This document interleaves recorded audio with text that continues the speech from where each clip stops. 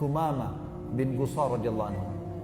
Jarang sekali orang dengar nama ini tentunya. Orang ini adalah kepala suku Hanifah namanya.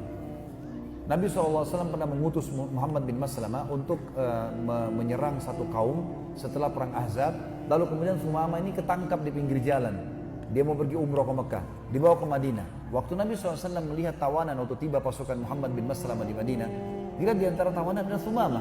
Kata Nabi SAW kepada para sahabat, apakah kalian tahu siapa yang kalian tawan nih? Ini satu orang nih. Kata para sahabat, kami tidak tahu ya Rasulullah. Muhammad bin Maslamah Allah juga mengatakan kami tidak tahu ya Rasulullah. Kata Nabi, ini Thumama bin Gusal al-Hanafi.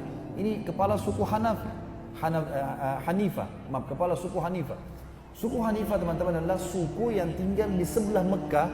Jumlahnya sejumlah penduduk Mekah banyak sekali dan terkenal dengan pasukan perangnya. Serta mereka adalah satu-satunya suku yang memasukkan makanan pokoknya orang Mekah. Gandum, kurma, segala macam mereka yang memasok. Jadi kalau mereka boikot berhenti Mekah, nggak bisa hidup gitu kan. Akhirnya Nabi SAW bilang, layani dia baik-baik, ikat dia di dekat pintu masjid. Dalam 3 hari, setiap hari Nabi lewat, Nabi mengatakan, hai Thumama, bagaimana pendapatmu tentang Islam? Dia bilang, hai Muhammad, saya orang asing, tapi kau telah menawan orang yang tahu membalas budi. Kalau kau bebaskan, maka dia akan tahu balas budi, dan kalau kau mau minta bayaran, minta apa saja saya akan kasih. Dan kalau kau membunuhnya, maka di belakangnya ada pasukan yang siap mati untuknya. Nabi SAW tinggalkan sholat. Lalu Nabi sholat sengaja taruh Thumama dekat pintu masjid supaya dia dengar ayat-ayat Al-Quran. Besok Nabi ulangi lagi. 3 hari seterusnya sampai 3 hari Nabi ulangi. Thumama jawab yang sama. Hari keempat Nabi tanya, hai Thumama bagaimana pendapatmu? Dia bilang lagi sama kalimatnya. Dia tidak mau masuk Islam. Dia cuma bilang, saya kalau kau lepaskan adalah orang yang paling tahu balas budi. Kalau kau membunuh maka akan ada orang yang siap mati untuknya. Maka kata Nabi SAW, saya bebaskan kamu tanpa ada balasan. Silakan.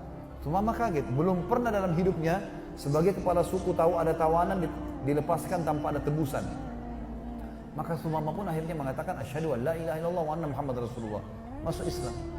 Kata Thumama, ya Rasulullah, sebelum ini, sebelum kejadian saya syahadat, wajah anda yang paling saya benci, suku anda yang paling saya benci, kota anda yang paling saya benci, dan agama anda paling saya benci. Sekarang ya Rasulullah, wajah anda orang yang paling saya cintai, kota anda yang paling saya cintai, ya, kemudian agama anda juga yang paling saya cintai.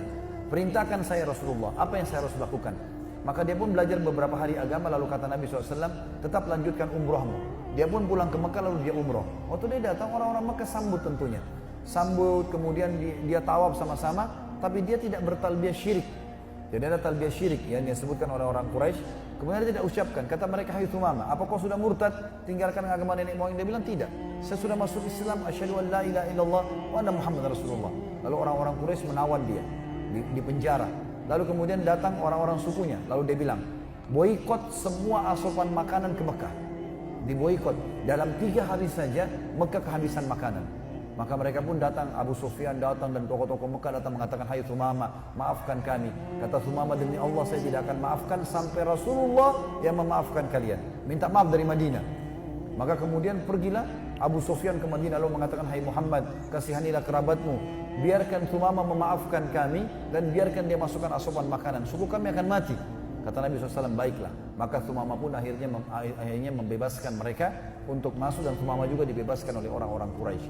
Tapi ini bukti teman-teman sekalian bagaimana orang tadinya benci Islam lalu taubat dan dia buktikan kebenaran imannya. Tentu ada banyak kisah seperti Umar bin Khattab juga begitu. Lalu ada Naim bin Mas'ud, ada beberapa sahabat yang memang sudah taubat. Allahu a'lam. Mudah-mudahan bermanfaat teman-teman sekalian.